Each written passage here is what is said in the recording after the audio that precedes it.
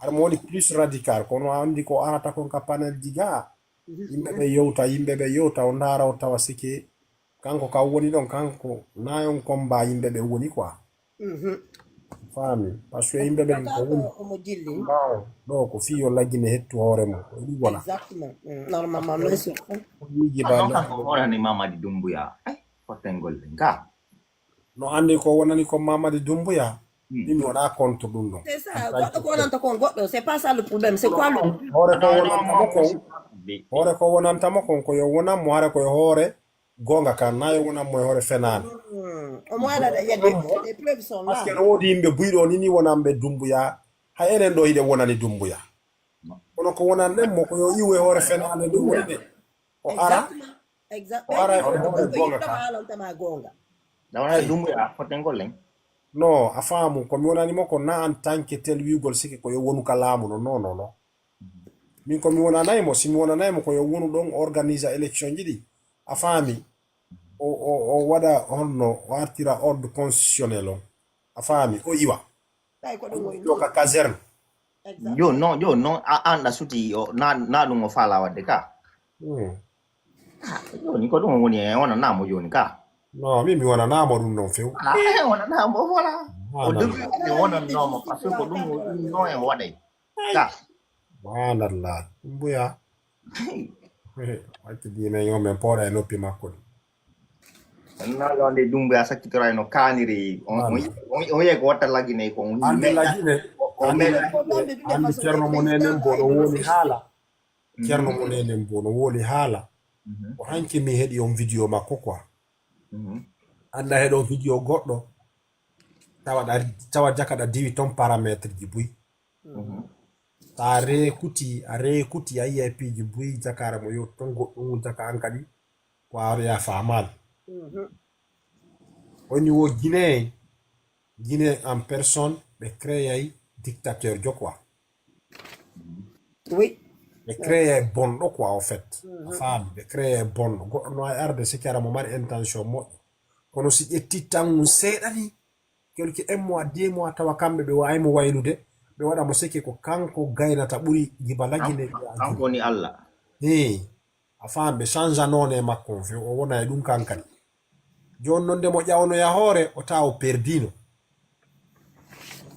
ayi andi goɗɗo go neeɓi yawno neeɓi yimi ka siège IFDG goɗɗo go o ɗumajo on no ɓen tamo o yimowo yimunogo henni dadimu pepu kolo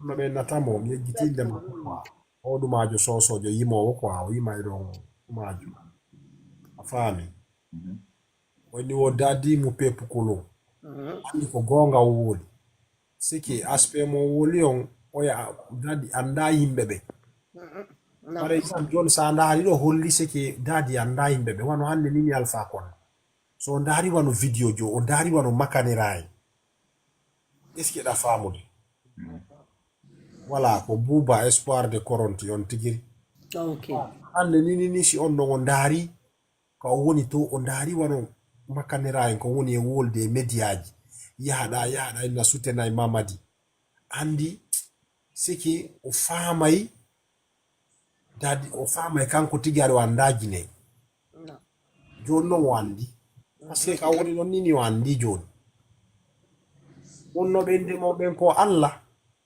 fen ɗo hande ɓe waɗimo na o fus o laaɓiɗo ɗo woni Allah ko ɗon woni piiji ɗin fo hande ayi ko ɗum waɗi so on tigi laamike ko yon tigi watta ñilla wona dal logique waɗugol ngol ko nafata kon faami ko ɗum ɗon woni siki woni gonga kan par ce que gonga kan tum mari ari heddi fenande o ya jokku ha seeɗa liɓa a faami ayi kono si on tigi jokki on no fenande a jokkay fenande andi wonde gonga on no fenande nde suuɗa e gonga kan wonde sane ƴetta ani ara fenande on kono ley ton kono ko neeɓa ma yaawa gonga kan ka yalte assalamu aleykum wa aleykum salam rahmatullahi wa taala jarama o jarama on ɓanki toon alhamdulillah ko ɗum wani kono yimɓe buyno woodi alhamdulillahi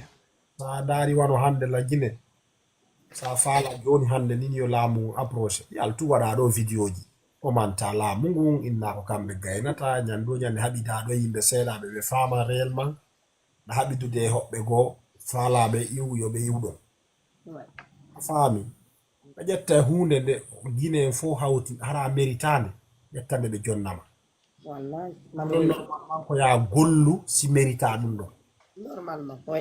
Normalement. ayi ko ɗum woni bonde nde wano indeteɗo ɗe balloynteɗo Ahmed de Paris ƴetti otowal ngal kutengal presque 80 000 € hokka gonto ɗin mbuuɗi ka caisse d'élita mbuuɗi men en fof Ouais.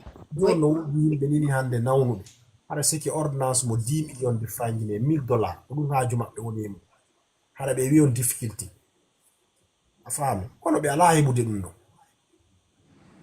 ɗon noon ko ɗum wona litede fiyo gonga kal tapitu siga ɗi andi fotte ngol ni mi ala ɗum goto ko hakkunde maɓɓe ton ɓe laaɓodiray ko neeɓa hakkunde maɓɓe ton wi ɓe laaɓodiray ko neeɓa Tôt ou tard, Inch'Allah. Ouais. Tôt ou on tard. are ko Aliou Ba hande ko nangaɗo hoore lo ɗuma soulèvement populaire on hey ça peut pas aller ko fi on nu parce que no woodi woɓɓe franchement est-ce que un seul repas au fait dans la journée ɗum kamɓe yoniɓe Ouais, c'est vrai. C'est vrai. ɗum yoniɓe ɓe ara kadi ɓe kelana landon donc du coup Non, c'est pour dire que voilà on soulèvement populaire mo jama on habbi ɗum ta goto habbo ɗum Non. non ɗum ɗon Et gonto puis, ɗum ɗon gon gonɗo yewdo ɗo mon frère Mohamed. Mon frère Mohamed, le problème c'est quoi?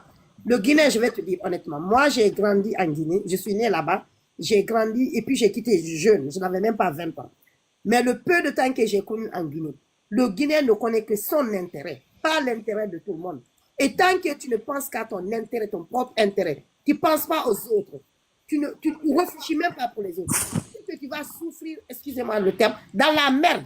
Tu vas, non, tu naîtras dans la pauvreté, dans la merde, et tu vas mourir dans la merde. Regarde la plupart de nos dirigeants. Qui s'est tiré d'affaire bien si ce n'est pas Conté? Même Conté, on l'avait laissé, il paraît, seul vers la fin. Mais lui, il était venu, c'était un dirigeant. En tout cas, moi, je dirais, moi, j'ai vécu son temps. C'était un dirigeant qui était là, qui était tolérant. C'est les gens autour qui l'ont dit coudé. Les gens même qui sont restés là-bas, les gens qui ont dirigé le temps de Conté. Conté l'avait bel et bien dit. Mouharante, je n'ai pas étudié. Autant cadre, autant la Guinée, je travaille avec la terre, quoi. Je ne sais pas comment dire ça. même paysan en fait ouais. Exactement, il l'a dit devant la télé. Moi, j'étais jeune, j'ai grandi avec ça. Il a dit, je suis un paysan, donc je ne connais que la terre. La terre ne ment pas. Et il a travaillé la terre. Mais le reste du monde qui était là, les cadres, ils n'ont pas aidé Conté. Ils ont apporté la loi fondamentale. Ensuite, ils ont apporté la démocratie. Conté a dit, arrêtons, ne rentrons pas dans ça.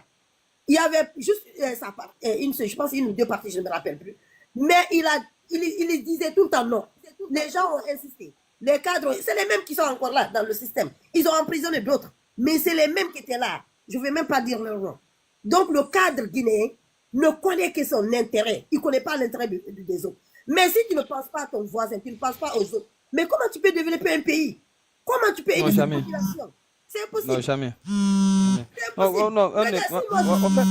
Je ne pense pas à ma propre famille. Je ne pense pas à ma communauté. Je ne pense pas à la Guinée.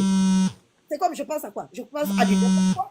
Ici, aujourd'hui, l'Occident, les gens, ils ont fini de travailler. Le développement, c'est en Afrique. C'est l'Afrique, la Guinée qui a besoin de développement. C'est la Guinée qui a besoin des ressources. Il y a des ressources naturelles qui sont là. Mais les profs, ils n'ont pas, comment ça s'appelle? Ils n'ont pas d'équipement pour aller enseigner. On ne les paye pas, on ne les valorise pas.